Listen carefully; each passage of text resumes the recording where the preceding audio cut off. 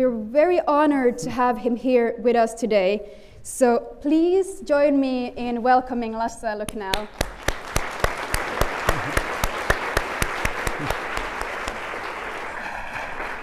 Thank you very much. And I'm honored to be here. I'm very glad that you invited me here, and I'm really impressed of all you that showed such an interest for this event.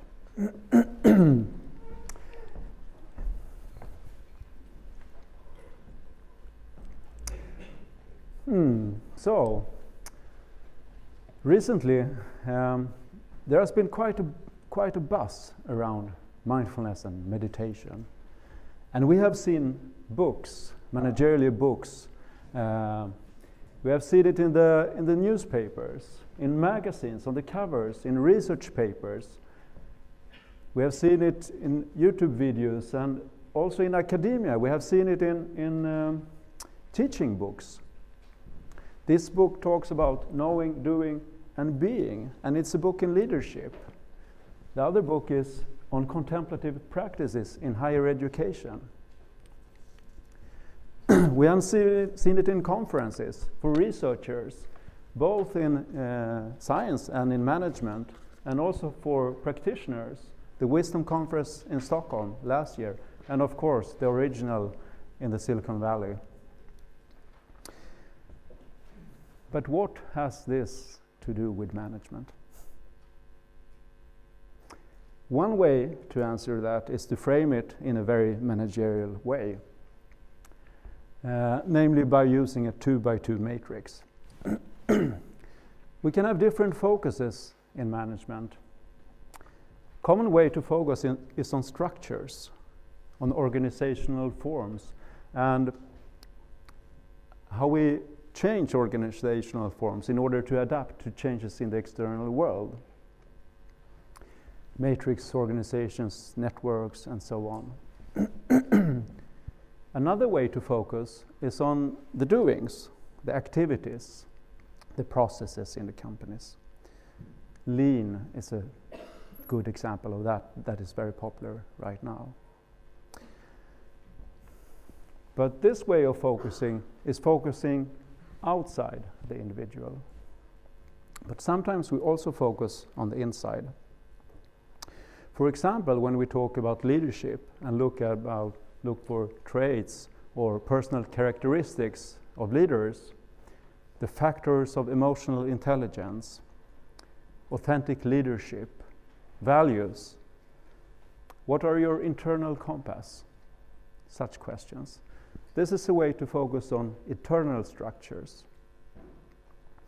However, there is also the fourth box here, the internal processes. That is looking at how we experience the world.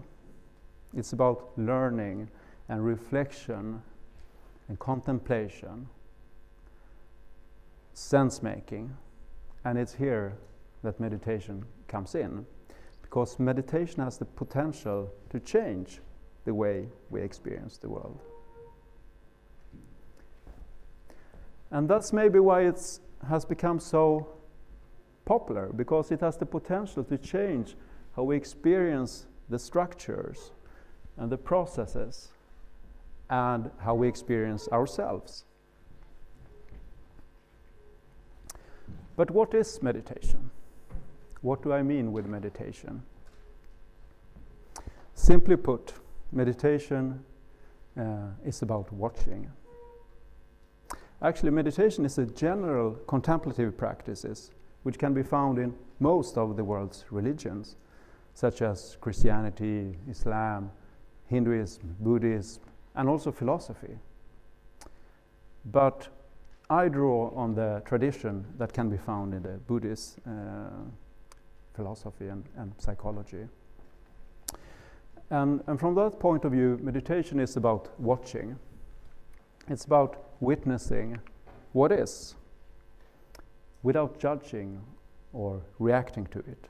It's about turning inwards and just observing. And sometimes I use this snow globe to illustrate what it can look like in our minds. Maybe you don't see all the snowflakes falling, but you know this. And when they start to settle, we might feel a little bit anxious or nervous, so we do something. We put up our telephone or we start to think. But for me, meditation is very much like this. And here we maybe think that, oh, we're not thinking, but then we're thinking. So it's about settling the mind.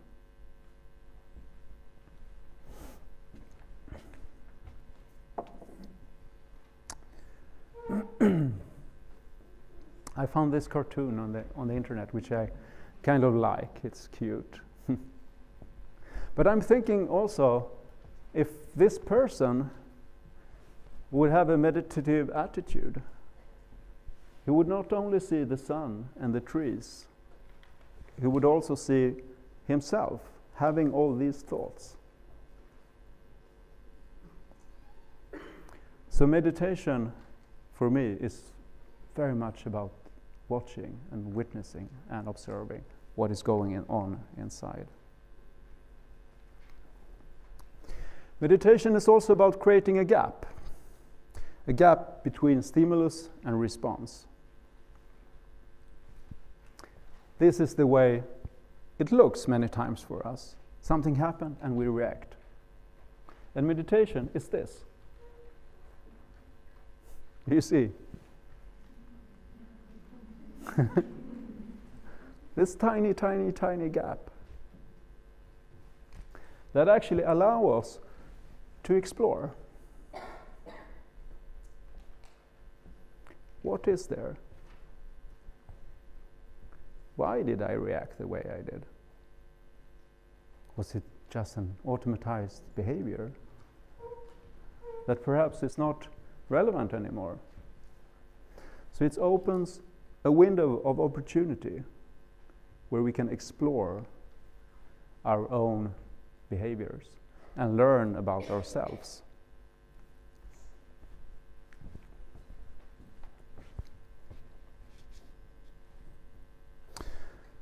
So in that way, meditation provides a fundamental structure for learning about oneself.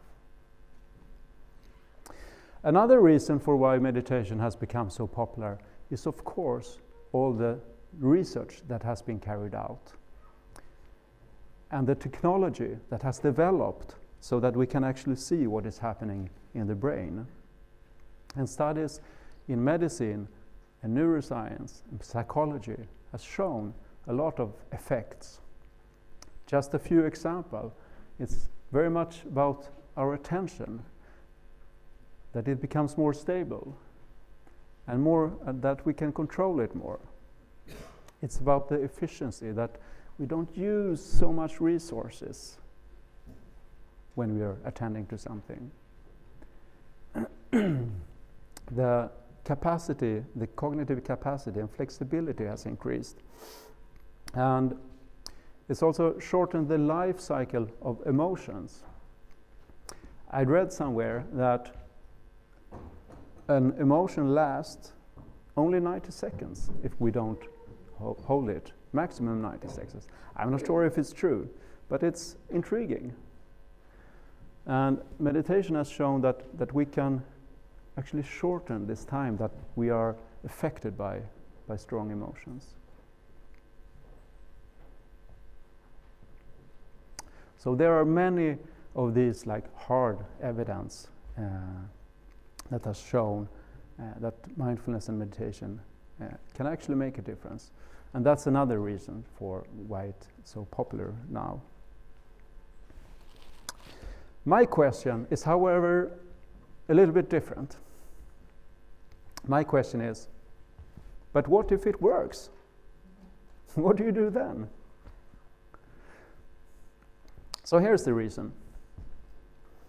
Meditation may evoke a process of personal development.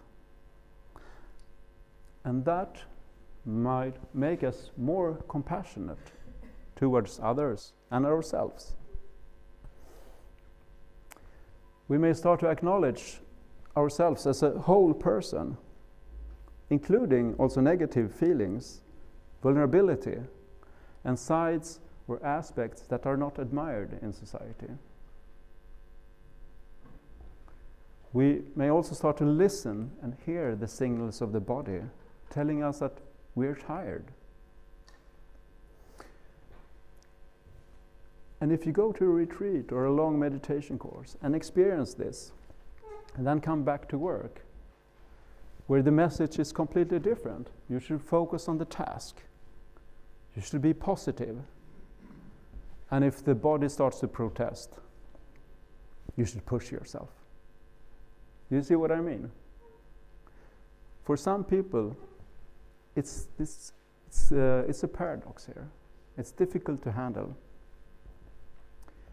And therefore, some people who start meditating are tempted to renounce the world, or at least the business world, becoming a yoga teacher or a mindfulness instructor, going to the Himalayas, or meditating on a beach in Bali.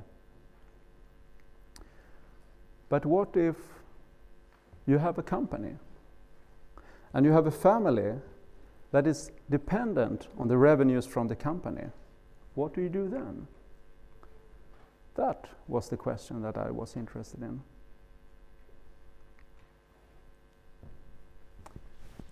If you're like Alex here, he graduated from Stockholm School of Economics in the 90s, and since then he has been a CEO for various startups. He just loves to find a small startup and to make it grow and make it profitable. Or Paulina, who overnight inherited her mother's home care and cleaning company and became CEO for 25 people and grew it to 80. Or Ella and Anders, who have a digital communication agency together. They are a married couple, and they're pursuing their dream. And Karin, she was co-owner to Miljöteamet, one of the largest, or the largest family-owned cleaning company in the Nordic countries. And after having sold that, she was wondering what she will do now. And Joachim, he owns a ventilation company in a small town in Sweden, in the construction agency. That's not the place where you start to think about compassion. And finally, Anna, she works with strategic PR in the music industry and coaching. And here compassion is much easier to think about. But she is so used to help others that she easily forgets about herself. A couple of years ago, I took a meditation course myself. And when that was about to end, Anna actually came to me and said, "I'm so worried now. What will happen when the course is about to end? Will I fall back into my old patterns and face fatigue again?" And when I asked around, there were several business leaders and entrepreneurs who shared the same concern. And then I realized this is actually a managerial problem. In management, we're so used to look at how we can change in response to changes in the outer world. We haven't paid so much attention how to change in response to changes in the inner world. So that was what I was interested in. So I gathered 7 of my fellow participants from the meditation course that share the same concern, with that sense of urgency that they really wanted to integrate the insights from meditation with their working life. They didn't want to give up the working life. And together we explored how. So I designed a process which aimed at helping them with the integration process. And we worked together for 1 year. And after this year, they wanted to continue. So we worked 1 year more. And during that process, I received data. They told me things about their journeys that was so precious. And what I could see was that they started to apply a meditative attitude in work. And what is a meditative attitude? Let me take a short example. If you receive an email with a negative message, and it's also written in a way that makes you really upset, you become angry. I don't know if you have experienced that, but I have. What happens then is that you identify with anger. With a meditative attitude, you can create this gap and look at your angry feelings. You are not angry. You're experiencing anger. And when you start to do that, you see that anger comes and passes away. And maybe it's replaced by guilt and sadness and compassion and joy and so on and so forth. And by doing this, you create a holding space for yourself. You increase the working memory so that you can hold conflicting thoughts, feelings, and also values. And when you respond from that, it's completely different than if you respond from this, where you're captured by your feelings. So that's what I mean with a meditative attitude. And I could see that during these 2 years.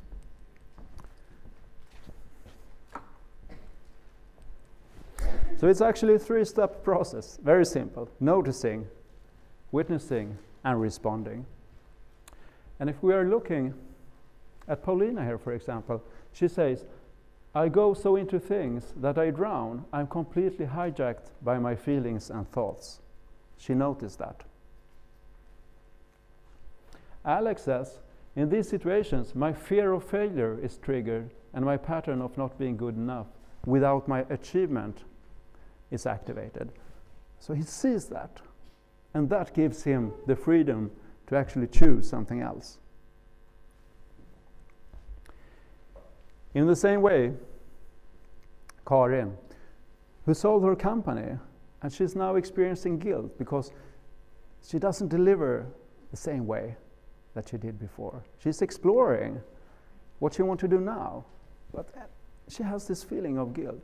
And when she goes into that feeling in meditation, she can experience that it's passing away. And of course, it's different to explore from this space than from being captured by guilt. Finally, Joachim, when I stand up for my values and I'm clear on the decision I make, I feel that others are more relaxed, even though we have a high workload. That is, when he responds more authentically to a situation, it becomes clear for other people, even though it's tough.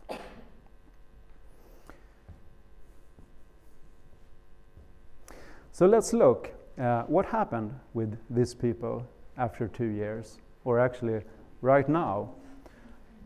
Alex developed his companies and increased the revenues from 20 to 47 million Swedish crowns over 3 years, and with an increasingly growing positive margin. Paulina turned around her company and became the business leader of the year in Tyresö, which is the municipality from where she comes. Klapp & Company, Anders and Ella's company, they doubled their revenues. And maybe more importantly, Anders, who is a very creative person, has started to pursue his dream to make ski films from adventure ski films. So he went to Japan and created this movie. Karin, she was longing for new challenges, and she works now in Örebro, a Swedish town with 130,000 people, to restructure the health and social care. That's a real challenge. Joachim has developed a much calmer way of leading his company, and he just came back from another meditation retreat. And finally, Anna is coaching a a young Swedish star that came third in the qualification for the European Song Contest just this Saturday. And that's what she really loves to do, to take a talent and develop her into a star. So with these words, my message is not that if you meditate, you will become successful. That's not what I'm saying. What I'm saying, my question was different. So what I'm saying is that you can meditate and still be successful. Thank you.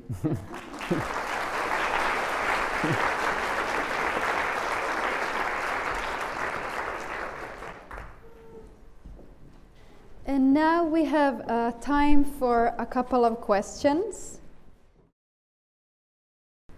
That's a long story.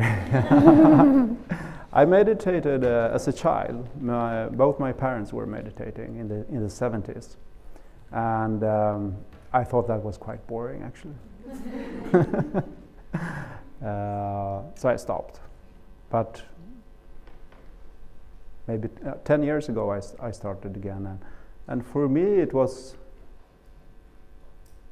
I'm a searcher. Yeah, I've always been interested in develop myself in different ways, and somewhere in midlife, life started to be more complicated, and yeah, I was wanting to look inside and see what's there, something like that. I didn't work with yeah, they had already their insights from meditation when we formed the group. So it was not an intervention trying to do meditation with them. It was more, I used some contemplative practices in order to help their process to focus and things like that. But mainly it was a feedback structure that we used, where they all worked on a project in the company that was really important for them. It could be like, should I remain as a CEO, or should I hire a professional one? How can I grow the company with awareness and avoiding many of the problems that may arise in growth? It could be to change the strategy of the company so it's more in line with what I really want to do, rather than what's good to do. These kind of projects they worked with over the years, and I designed a feedback process which supported the integration. That was the key thing. I'm not trying to sell mindfulness to anyone. The only tip I have is to start with yourself. It works. Yes, don't worry.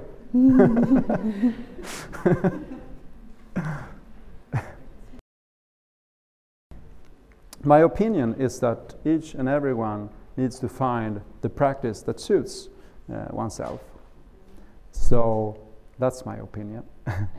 But when I speak for myself, I'm kind of eclectic.